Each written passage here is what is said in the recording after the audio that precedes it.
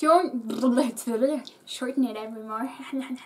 Hallo Leute, ich bin Katja und ihr seht Deutsch für euch.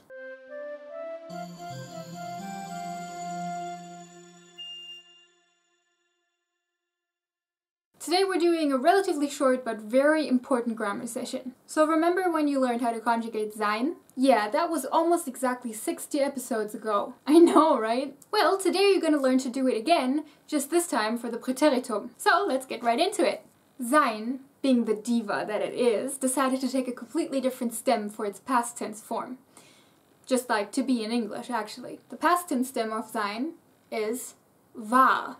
Now we learned in episode 70 that all Präteritum endings contain a t. Well, not this one. Since we have a stem change here, we don't need extra endings to indicate the past tense for us, since the stem already does that by itself. Meaning that sein is the only verb that uses the present tense ending for its past tense as well.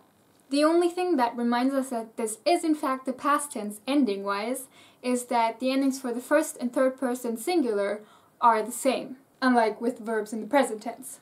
So, since by now you should be able to conjugate verbs in your sleep, at least the present tense ones, I will just flash the forms on the screen and you can try to beat me to it.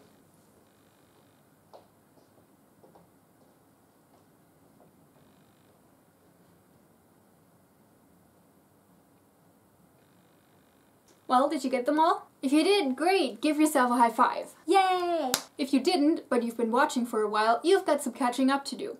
Either way, I'll read them out to you again. Ich war, du warst, sie es war, wir waren, ihr wart, sie waren. So, like I said, the endings are the same as in the present tense, except for the third person singular, which in this case doesn't get its own ending, but instead takes the same one as the first person singular. So, another very important set of forms that you will do best at just drilling into your head until, you